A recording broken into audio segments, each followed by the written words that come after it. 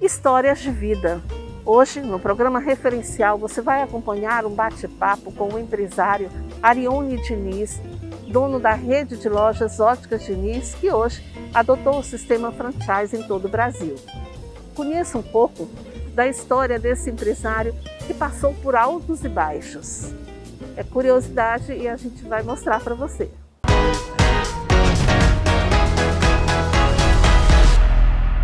Ao meu lado, Arione Diniz, empresário. Arione, é um prazer recebê-lo aqui no programa. É um prazer poder contribuir com o nosso case, a nossa história de amor e dedicação das Óticas Diniz. E de muita luta, né? Muita luta. Eu queria que a gente quer te conhecer um pouquinho mais. Quem é Arione Diniz? De onde você veio? Qual é a tua história? A minha história é de uma família de 12 filhos. A minha mãe, Dona Maria, seu Severino, lá no sertão da Paraíba, numa cidade chamada Catola do Rocha, na zona rural. Lá minha mãe teve 12 filhos. Eu sou do meio, né? Eu fico entre os 6 para cima e os 6 para baixo. E todos sabem o sofrimento que é criar filhos na roça. E é uma família grande, né? Naquela época era normal, famílias de 10, 15, até 16 filhos, tá? E a rotina do dia a dia, as pessoas, quando nascem lá no interior, até com 6 anos, o pai já leva para o roçado, já leva para ajudar, né? A desenvolver a cultura, né? Uhum. O pior do sertão da Paraíba é que às vezes você passa 3, 4 anos sem chover. Tem época que a colheita é quase zero. E eu me lembro muito bem do sofrimento da minha mãe junto com meu pai, quando não tinha o milho e o feijão, porque era a cultura principal, o milho e o feijão. E às vezes a farinha a gente conseguia do vizinho, trocando o feijão pela farinha. E tem alguns anos que a minha mãe tomava emprestado dos vizinhos para poder alimentar os filhos. 12 filhos. Quando o tamanho era a dificuldade, tá? Uhum.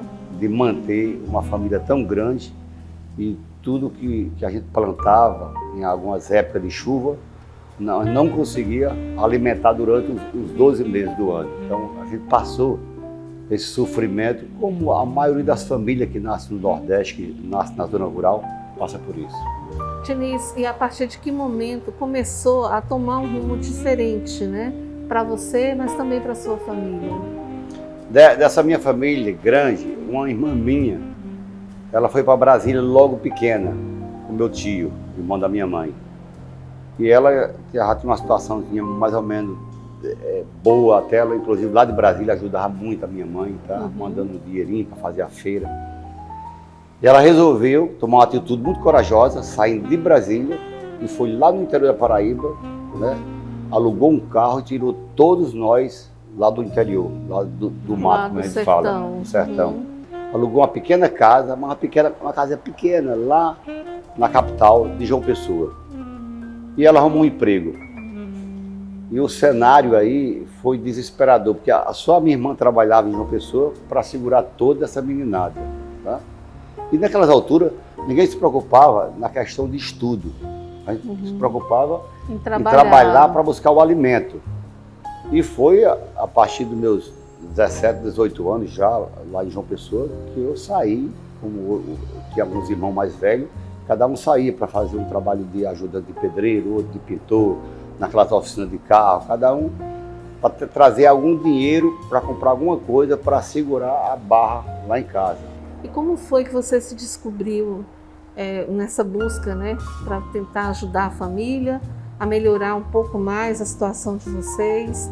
Como foi que você se descobriu para chegar onde você chegou hoje, por exemplo? Pois é, exatamente o irmão da minha mãe, lá em Brasília, numa cidade satélite chamada Sobradinho, ele convidou primeiro o meu irmão, o Aécio, o mais velho, o Avani, junto com o Avani. Nessa ida do Avani e o Aécio, eles dois já ajudavam a mandar algum dinheirinho lá para João Pessoa para ir melhorando a vida, né? Era só a minha irmã trabalhando. E depois eu tive a oportunidade de ir para Brasília. Ele arrumou um emprego para mim, lá em Brasília, em um laboratório óptico. Um laboratório que funcionava no subsolo, lá do plano piloto do amigo dele, que tinha ótica, né? E foi aí onde tudo começou, né? eu tinha um problema entre todos os irmãos, de uma gagueira muito crônica. Inclusive, a gente hoje fala de bullying, mas existia o próprio bullying dentro da família, que eu era chamado, meu apelido era o Gaguinho. Meu irmão botou esse apelido de Gaguinho e ficou o Gaguinho. E você imagina a timidez, né, da gente falar com as pessoas, né, de chegar num lugar para arrumar um emprego. Eu tinha essa gagueira. Um desafio para você. Tanto é que meu tio já me jogou dentro de um laboratório, tipo assim, uma loja dessa, e você desce uma escada e tem um subsolo. E lá era o lugar onde fabricava as lentes. E eu ficava a semana toda nesse subsolo. O dono da loja mandava uma marmitazinha para mim, eu comia na hora do almoço, e à noite ele fechava a loja e eu ficava trancado. Ele ainda deixava uma quantidade de serviço para mim trabalhar à noite, para quando chegar de manhãzinho o serviço está pronto. E aí eu fiquei por uma temporada de 2 anos como num esconderijo. Tá? É claro que nos final de semana eu saía desse subsolo para olhar o sol. E aí eu ia para Sobradinho, encontrar com o AS, era uma alegria, mas eu sabia que na segunda-feira eu tinha que voltar para o subsolo e começar tudo novamente. Então eu fiquei por 2 anos vivendo, é claro, uma experiência. Mas eu posso dizer que eu sou grato, porque lá foi o meu primeiro contato, o meu primeiro estágio para entrar nesse mundo do segmento de ótica. A partir daí, eu resolvi no final de ano, junto com meus irmãos, ir para João Pessoa, para ficar com a minha mãe. Quando eu chego lá, em João Pessoa, eu resolvi não voltar mais para Brasília. Fiquei lá.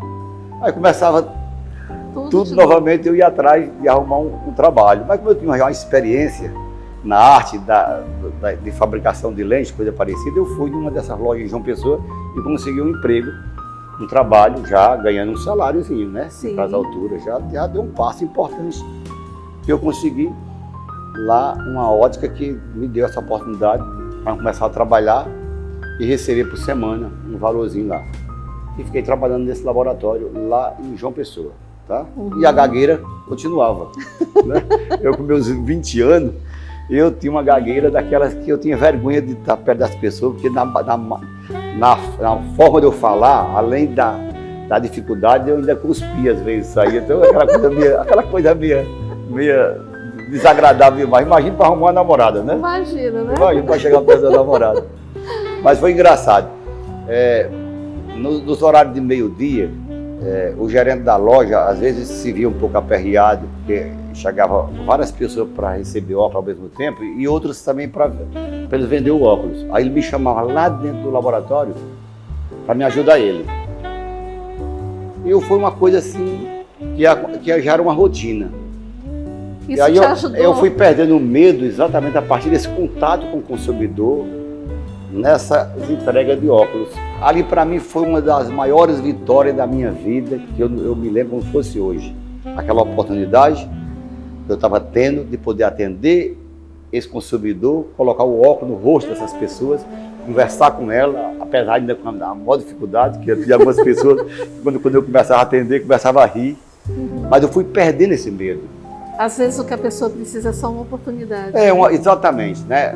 Você, às vezes, na dificuldade aparecem as oportunidades. Você nunca deve baixar a cabeça e achar que você não deve ir em frente.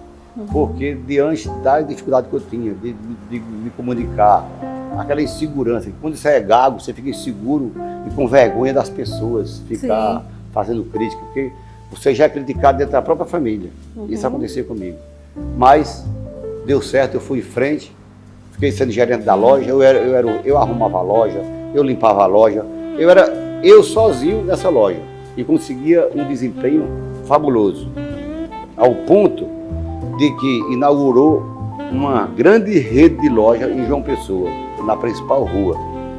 Eu já tinha uma vontade de trabalhar nessa empresa porque eu já via a propaganda que vinha de Recife. Recife é uma afiliada que tem da Globo Nordeste. E ela retransmite, naquela época João Pessoa não tinha TV, vinha as imagens de lá. Eu tinha um trabalho nessa empresa que ela tinha mais de 40 lojas no Ceará, no Rio Grande do Norte, na Paraíba. E aí ia inaugurar exatamente em João Pessoa. Com 2 dias, eu tive um sonho de trabalhar nessa empresa. De manhãzinha cedo, eu contei com meus irmãos que eu estava sonhando de trabalhar naquela empresa. Todos eles começaram a gozar, mas rapaz, é muita petulância, ousadia, né? ousadia da sua parte. Um cara que trabalha numa lojinha daquela, lá na esquininha daquela, ainda é galo querer trabalhar numa empresa dessa que trabalha com joia, com relógio, com ótica e tudo. Você não vai conseguir nunca. Foi a primeira entrevista da minha vida de emprego. Ele fez pelo menos umas 30 perguntas que eu nunca vi um negócio daquele. Perguntar quantos irmãos minha mãe tinha, quantos irmãos eu tinha, o que cada um fazia, se bebia, se fumava, se não sei o que lá. Enfim, ele vasculhou a minha vida toda, da minha família todinha nessa entrevista. Quando terminou, ele olhou para mim e disse: pronto, você está contratado. Eu disse: graças a Deus, coisa boa. Mas vai começar amanhã, você começa amanhã. Eu disse: não, Aurílio, eu não posso, eu tenho que falar com o dono da loja. Eu trabalho numa empresa aí e tal, mas eu me comprometo e tudo mais, tá? Não tem problema nenhum. Só que tem um detalhe: você vai trabalhar numa equipe aqui que tem 16 vendedores, você vai ser o 17º. Você vai trabalhar com joia e relógio que nunca trabalhou. Então nós vamos fazer um treinamento com você aqui e vai dar tudo certo. Agora, outro ponto. Você lá, o seu nome é Arione. Né? Para todos os clientes, o seu nome é Arione. Aqui você não pode mais usar Arione. Esse nome não pega. O seu nome a partir dessa empresa aqui vai ser Diniz. Diniz é o nome de guerra. É o nome que vai dar certo. O Aurílio falando para mim. Rapaz, ele profetizou para você. Exatamente, então, exatamente. Aí eu disse: tá bom, tá legal. Aí comecei na loja. No primeiro mês, diante dos 16 vendedores, eu fui o 2º lugar de venda. Aí eu fui aplaudido na reunião da gerência, né, para os relatórios, tudo ali, né? Aquele fechamento do mês, aquelas metas, tudinho. Eu fui o 2º lugar, fiquei numa felicidade esplêndida.